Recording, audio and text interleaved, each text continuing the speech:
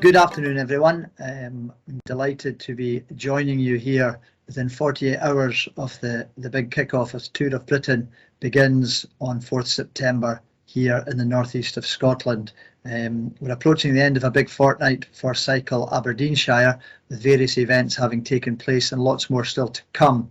I'm doubly delighted to be joined this afternoon by UK racing cyclist Dan Bigham, a performance engineer with Team Ineos Grenadiers, and so much more, fresh of course from silver medal at the Commonwealth Games in Birmingham, and also a very special world hour record, about which more later. Dan, good afternoon. Thank you so much for taking the time out of your busy schedule to join us here in the northeast. And congratulations on the various achievements, again, which we'll expand upon, I'm sure, very, very shortly. How has this last whirlwind few days or weeks been for you? It's been fairly intense, but quite enjoyable at the same time. It's nice to reflect back on the achievement past month or so now, and just to really enjoy the process we went to go and achieve them. It's I think, especially in relation to the hour record, one that shows so much around, I guess, the preparation and not just the ability. It's truly understanding the demands of the event, and I think that's what makes it enjoyable as an engineer to tackle a problem and to really get your teeth stuck into it and see what you can achieve. So yeah, it's been busy, and I'm quite looking forward to watching the Tour of Britain after having raced it last year. It's some really fond memories there, especially of the team time trial, which is a shame to not have one this year, but there's obviously different demands of the event, and it's proven to be quite an interesting one to look at, especially with a summit finish on the opening stage, really. Yes, indeed. Obviously, we're joined here by some of the younger generation. You're still a young man yourself, of course, but how did it all begin for you and this wonderful career that continues to develop? I guess back at school, really, if anything. I always had a great interest in all manner of sports, but was never pushed down one particular route. But then equally enjoyed maths, science, DT, tech, all that side of things, the STEM side of education. When I went to university, I studied motorsport engineering, and my passion really grew for I guess, applying that STEM knowledge to a practical application. It first was motorsport and Formula One, and that's where I really chased. But I soon fell in love with cycling. I was an athlete, and I enjoyed, I guess, cycling for the sporting side of it, and quickly realised that the maths and the physics and everything else that you learn at school and at university absolutely do apply to cycling, and it's I guess quite a nice niche I found in that respect. Something that I love, it's cycling, and something that I also love in studying, and to apply the two and to have a big impact on my own performance, but also the people that I work with Ineos Grenadiers. It's been quite a fruitful relationship so far. The fact that we have over 30 riders who are all trying to achieve their own goals, their own ambitions, and you can have such a big impact on performance. So if we take, for example, the Tour of Britain, obviously every single stage is different. We're riding on different roads, different surfaces, different wind conditions.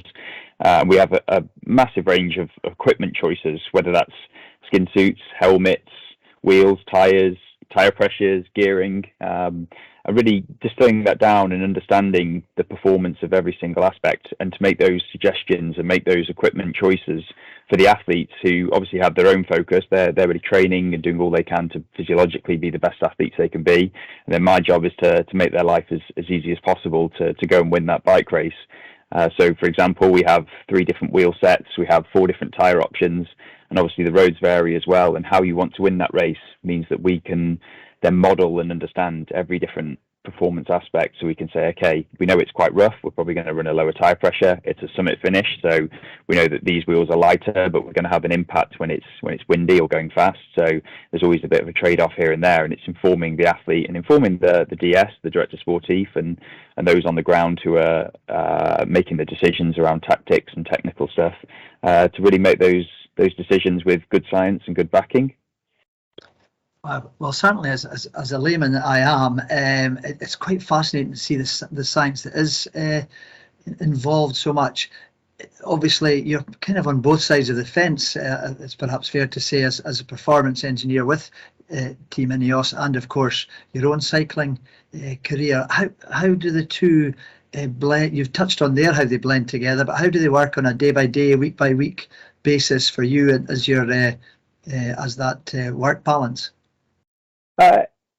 Sometimes for the betterment, sometimes it can be pretty hard to be a cyclist alongside having a full-time job. It definitely requires good time management, but I think because it's so enjoyable and because I benefit from my own personal performance from the work that I do, I think it's quite rewarding. It's something that I think I would do anyway. If I was working in something totally different but was still trying to ride my bike, I feel that having that passion outside of your work that you can really pour your time and your effort into it's quite a fun thing to do, and I think I would encourage a lot of people to try and find what that is in their life. I think most people sitting here probably have a different sport that they enjoy, and I guess the one advantage of STEM is that it applies to everything. We can't get away from maths and physics. It literally does apply worldwide, and the more you dig into it, the more you can understand, and the more you can have an impact on your performance. We all train to try and be better athletes, and I think trying to apply that as well can give you that extra edge, that performance advantage that we all want.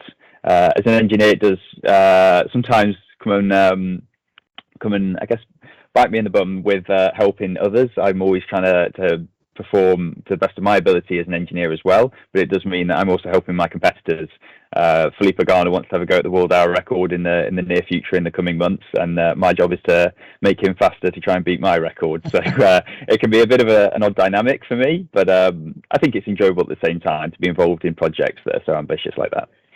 Yes, of course, absolutely fascinating. Really, really is. Obviously, it's in the very recent past there, and just prior to the world record, of course, which we will come to, the Commonwealth Games in Birmingham. How was the build up, the lead up to that, in terms of, you know, just exactly what we're talking about there, your business, your profession, if you like, and your training, and then how was it once you actually got there? So the build-up was quite interesting. I attended both time trials at the Tour de France. We had the opening stage in Copenhagen, which was quite a challenge, actually. It's quite technical. Everyone can appreciate trying to ride a time trial bike around a city centre is not an easy thing. And the weather gods came to play, and we had rain, which adds another layer of complexity to how you optimise, not just the clothing that you wear in wet conditions, but the tyres, the tyre pressures, how you pace the race. So that was quite a challenging race. And I think we did fairly well, bar Geraint Thomas deciding he wanted to time trial with his gilet on, which soon became a continual joke for the next 3 weeks. And then I went on altitude camp with the rest of the team. So everybody who wasn't racing Tour de France headed to Andorra. So I had quite a successful camp there, where we spent a huge amount of time working on positional developments for all the riders who'd be racing the Vuelta a España, which is currently going on right now. So it was a good opportunity to get back to the grindstone and really help athletes move forward. So people like Carlos Rodriguez, Lucas Plapp, if you're into cycling, they're probably quite familiar names. And for my own preparation as well, the altitude was quite helpful, quite interesting. It's something that I think sports science has really started to uncover the true benefits of. The fact that being at a higher altitude, the barometric pressure drops, so your blood oxygen saturation drops and your body responds. And it's quite a good stimulus for athletes. And can be quite an interesting area of research, and I think sports science is really starting to dig into that now. And okay, I'm not a sports scientist by trade; I'm more on the engineering side, but it's quite an interesting area. And then I came back down via the Tour de France again for the final time trial, which went pretty well, both for Filippo and for Geraint Thomas. He secured his third place at the Tour de France, and from there straight into the Commonwealth Games, which it was Birmingham technically, but the track was in London. So that was really good to sort of parachute in, especially towards the time trial. I felt in good form that day, and things came together. And home advantage, I guess. It was a course local to myself, not far outside Birmingham for the time trial. Okay, I didn't manage to get across the line. I found the limit of adhesion, shall we say, through a corner, which is quite interesting looking back. I think that was more down to my ambition of how I would achieve performance. And I guess it comes back to understanding how you achieve performance and how you can compete with the world's best. Physiologically, I'm not at the same level as some of the best guys in the world. Your Geraint Thomases, for example, they just finished third at the biggest cycling race in the world. and I'm trying to compete with those guys. So the way I achieve that is through understanding of physics, and the one advantage that you can do through a lot of technical practice is to corner quicker than others. It's quite an easy, quick win. But obviously that puts you on the knife edge, and sometimes you get burnt, and that was one of the days, unfortunately. But nonetheless, a very enjoyable time at the Commonwealth Games. Wonderful, and a very special moment, I'm sure, receiving that silver medal. Congratulations, that's wonderful. Wonderful. Not a lot of rest time thereafter, and it wasn't probably a matter of days really until mid-August when you embarked upon your latest world hour record, which obviously ended in major success, 55.548 kilometres. Many congratulations again. How was the lead up to that, following on from the Commonwealth and the aspect? That was one where I really felt in my element. We had prepared as a team incredibly well. We'd gone through the exact same process 2 months prior. So in June, we had a complete dry run where we censored up and really tried to understand what happens in an hour record. And I know that kind of seems like a bit of an odd question where you get on the track and you ride for an hour and see how far you can go. But we, as engineers, as physiologists, as psychologists, and as just general sports practitioners, we really wanted to dig in and peel those layers back and truly understand what the limiters of performance are. Is it, for example, the power you can produce? Okay, but then what impacts that? So your next layer down. Okay, well, we know that you're getting very hot. How can we put interventions in place to keep you either cooler or to make you better adapted to the heat? And then on the aerodynamic side of things, what happens throughout an hour? Obviously, you're riding very hard, but do your aerodynamics stay constant? Do they drift due to fatigue? And then, but what changes as well? So we understood that over an entire hour, my position gets less aerodynamic. I have more drag because I'm more tired. I can't hold the same position. But then, for example, can we attribute that to a certain aspect? And one of the big ones was my head position. As I'm tiring, my head moves more, my drag goes up. So a big lesson from June through to August was how can we train that? How can we adapt to it? And just trying to understand it and put all that into practice, which meant when August rolled round, it became more of a going through the motions, and to apply all that knowledge that we collected from 2-3 months prior. And to be honest, all the other practice runs I've done back last year and the year before that, going through that entire race situation, and to really pick apart where you can find those small improvements. Can you reduce the amount of time between your warm up and getting on the bike? Can you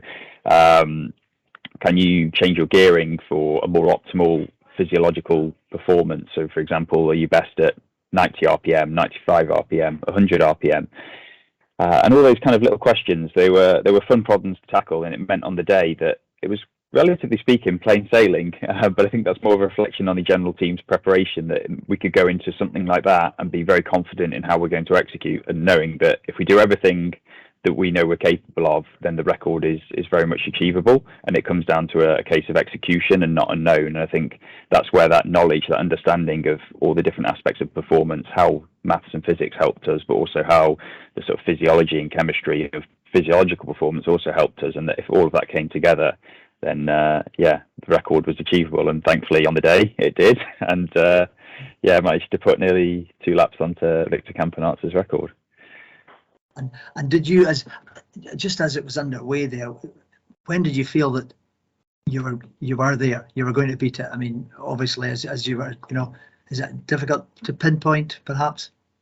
Yeah, I think you're right. There wasn't a moment where it was like, okay, now it's mine. Obviously, until you cross the finish line, really, if the hour is up. The scary thing with the hour record is you can be on pace, you can be riding equally as fast, if not faster than the record, but the record isn't broken until you have covered that distance. So you still need to keep riding.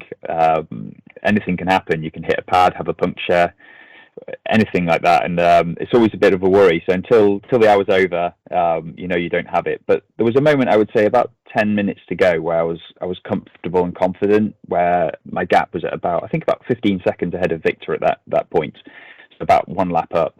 And I felt really good. I felt comfortable, confident. I was in control. And that was one thing that we'd really focused on for the entire hour, to have 3 points of focus, of keeping control of my breathing, focusing on my head position, and making sure that I rode a good line. And as long as I did those 3, everything else should fall into place. They were my controllables. And with 10 minutes to go, my breathing was in control. My line had been great, and I felt in the right position. And from there on, it was the case of climb the limit and sit there for 10 more minutes and not so much bring it home, but get it all out. Good for you. No, congratulations. A wonderful achievement. Back into the record books. First class. Thank you. Yeah. As we sit here now, we're a matter of days, obviously, from the Tour of Britain kicking off in the northeast in Aberdeen City, and then out into the beautiful Shire, as you're well aware. What are your thoughts and the thoughts of Team Ineos as you look ahead to this massive occasion? I think it's a race that we want to target. There's been a lot of discussions within the team of how we go about that, obviously with what rider, on what kind of stage. And that's where I can really help to feed in to say, okay, well, this kind of stage will probably suit this rider. And also this other stage might expose them. And especially with general classification, where it's all about time gaps, we need to make sure that we're very aware to not make the wrong decision, as well as making sure that we make the right decision around equipment. But also there can be really interesting things around trying to create opportunities. So I think a lot of people have seen Tom Pidcock, his descending video down Mont Ventoux back in the Tour de France. And I think incredibly impressive. And that's just a reflection of his understanding of not just his body and what he can do, but also the tyre, the bike, and the physics that apply to it, which is exactly what it is. It's simple physics when it comes down to it. And he can get to the absolute knife edge of that and hold it there, which is very impressive. So yeah, we can look across different courses, different stages, and say this can be a really good opportunity for someone like Tom to attack on a descent, or someone like Richie Porte, who's more of a climber than he is a descender. And he obviously can descend quite well, but not probably to the degree that Tom can. And say, okay, well, this is going to be a 15-minute climb. You can ride it at this kind of power. These are your kind of competitors. This is where they're weak. This is where they're strong. And then other things as well. We can start to look at crosswinds, which have a huge impact on how a race pans out. It's something that's quite easy to see when the winds are blowing lateral to the rider. You end up with these echelons, and it can really put people in trouble, which is obviously sometimes to your advantage and sometimes to your detriment. But being prepared for those and giving strategies of how to mitigate that when it goes wrong, but also when you're on the front foot, it can really blow the race apart, but to your benefit. And I think if the wind does blow, then and it often does in September in the UK, there's courses that could really be pretty exciting and pretty interesting. And I think that's one of the prime examples of where maths, physics, aerodynamics really has a big impact on cycling performance. Sure.